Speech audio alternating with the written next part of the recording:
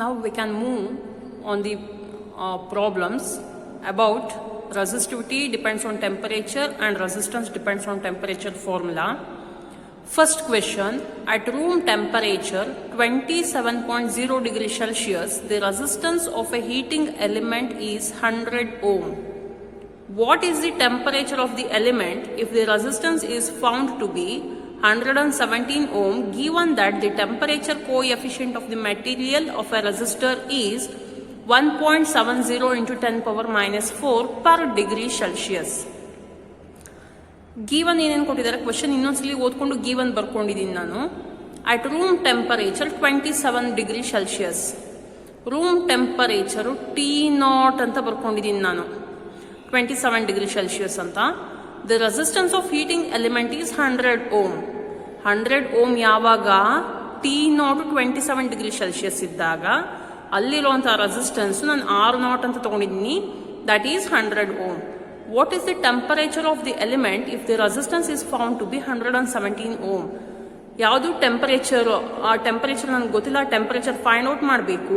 when RT is 117 ohm, given that coefficient of the material of a resistor is, temperature coefficient of material of a resistor is 1.70 into 10 power minus 4 per degree Celsius. Alpha ಕೊಟ್ಟಿದ್ದಾರೆ.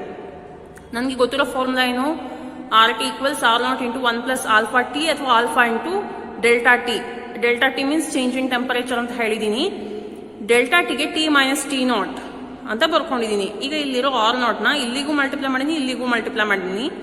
ಆಗ ಏನಾಗುತ್ತೆ, it can divide into 2 terms, R0 plus R0 into alpha into T minus T0. I need the value of T. Hence ಇಲ್ಲಿರೋ R0 ನಾನು RT minus R0 ಅಂತ ಬರ್ಕೊಂಡಿದ್ದೀನಿ. ನನಗೆ ಬೇಕಾದ್ರು T minus T0, ಅದನ್ನ ಒಂದ್ ಕಡೆ ಸೆಪರೇಟ್ ಆಗಿ ಬರ್ಕೊಂಡಿದ್ದೀನಿ. RT minus R0 divided by R0 into alpha ಅಂತ ಆಗುತ್ತೆ. ಇನ್ನು ಮಿಕ್ಕಿರೋ ವ್ಯಾಲ್ಯೂಸ್ ಸಬ್ಸ್ಟಿಟ್ಯೂಟ್ ಮಾಡ್ತಾ ಇದ್ದೀನಿ. T0 ಗೆ 27 ಅಂತ ಇದೆ, RT ಗೆ 117 ಓಮ್, R0 ಗೆ 100 ಓಮ್ ಅಂಡ್ ಆಲ್ಫಾಗೆ 1.70 ಇಂಟು 10 ಪವರ್ ಮೈನಸ್ 4 ಅಂತ ಸಬ್ಸ್ಟಿಟ್ಯೂಟ್ ಮಾಡಿದ್ದೀನಿ.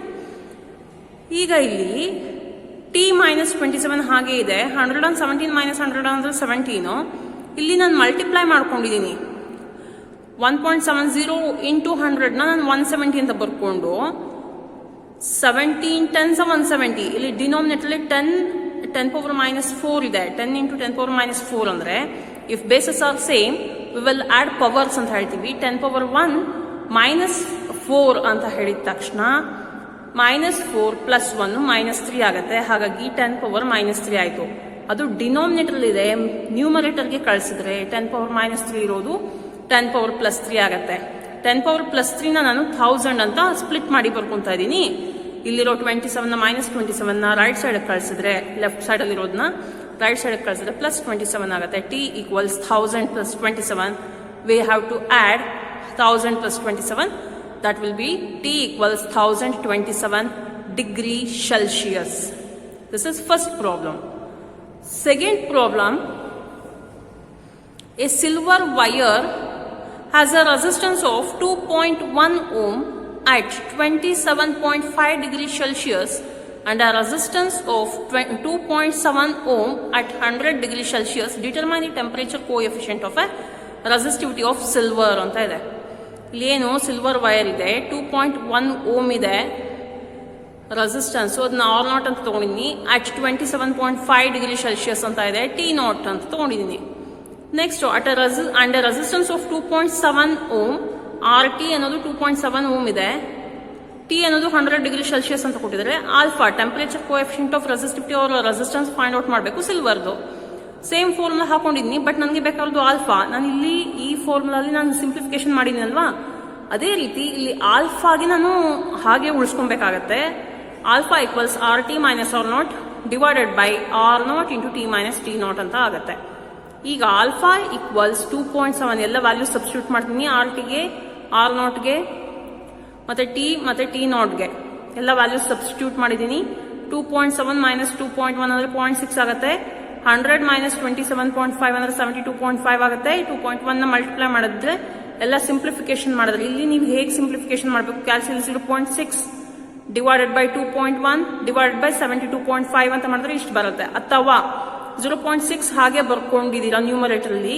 ಇನ್ನೊಂದು ಸ್ಟೆಪ್ ಬರಿತೀವಿ ಅಂದ್ರೆ 2.1 into 72.5 ಏನ್ ಬರುತ್ತೆ, ಆಮೇಲೆ ಇನ್ನೊಂದು ಸ್ಟೆಪ್ ಸಿಂಪ್ಲಿಫಿಕೇಶನ್ ಮಾಡಬೇಕಾಗತ್ತೆ. ಆಗ alpha value 0.00394 per degree Celsius ಅಂತ ಬರುತ್ತೆ. Next problem number 3. A heating element using nichrome connected to a 230 volt supply draws an initial current of 3.2 ampere which settles after a few seconds to a steady value of 2.8 ampere.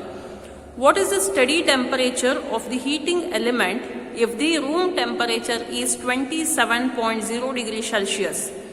Temperature coefficient of resistance of nichrome averaged over the temperature range involved is 1.70 into 10 power minus 4 per degree Celsius.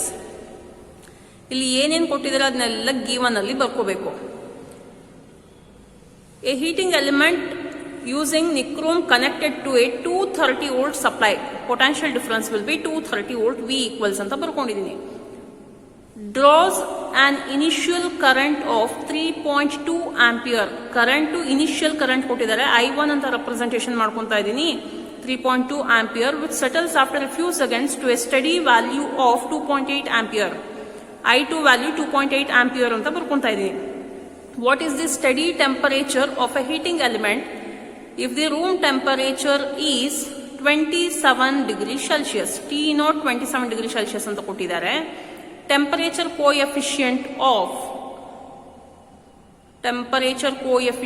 of resistance of nichrome averaged over the temperature range involved is 1.70 into 10 power minus 4 per degree Celsius. What is the steady temperature ಅಂದ್ರೆ 2.8 ampere ಇದ್ದಾಗ study temperature ಎಷ್ಟಿರುತ್ತೆ ಅಂದ್ರೆ T calculate ಮಾಡಬೇಕು. But ನನಗೆ R1 R2 ಗೊತ್ತಿಲ್ಲ, ಹಾಗಾಗಿ ಅದನ್ನು first find out ಮಾಡ್ಕೊಬೇಕು.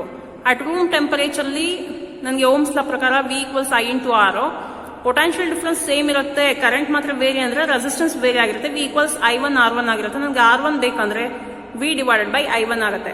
V value I1 value substitute ಮಾಡ್ಕೊಂತ ಇದೀನಿ.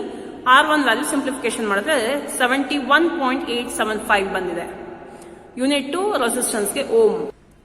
ನೆಕ್ಸ್ಟ್ ಇಲ್ಲಿ resistance at steady temperature R2 equals V by I2 ಅಂತ ಬರ್ಕೊಂತ ಇದೀನಿ. ವ್ಯಾಲ್ಯೂ ಸಬ್ಸ್ಟಿಟ್ಯೂಟ್ ಮಾಡ್ಕೊಂಡಿದೀನಿ. R2 ಫೈಂಡ್ ಔಟ್ ಮಾಡ್ಕೊಂಡಿದೀನಿ. ಸಿಂಪ್ಲಿಫಿಕೇಶನ್ ಮಾಡಿದಾಗ 82.143 ಓಮ್ ಅಂತ ಬಂದಿದೆ. ನನಗೆ ಏನ್ ಬೇಕು, ಟಿ ಬೇಕು.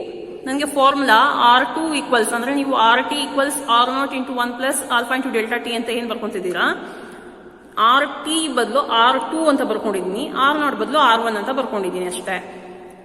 R2 equals R1 into 1 plus alpha into T minus T not ಅಂತ ಬರ್ಕೊಂಡಿದ್ದೀನಿ. ಟಿ ಮೈನಸ್ ಟಿ ನಾಟ್ ಒಂದ್ ಕಡೆಗೆ ಬರ್ಕೊಂತೀನಿ. R2 minus R1 divide by R1 into alpha. R2 ಇದೆ ವ್ಯಾಲ್ಯೂ, R1 ಇದೆ ವ್ಯಾಲ್ಯೂ, ಸಬ್ಸ್ಟಿಟ್ಯೂಟ್ ಮಾಡಿದ್ದೀನಿ. R1 ವ್ಯಾಲ್ಯೂಗೆ 71.875 ಹಾಕಿದ್ದೀನಿ.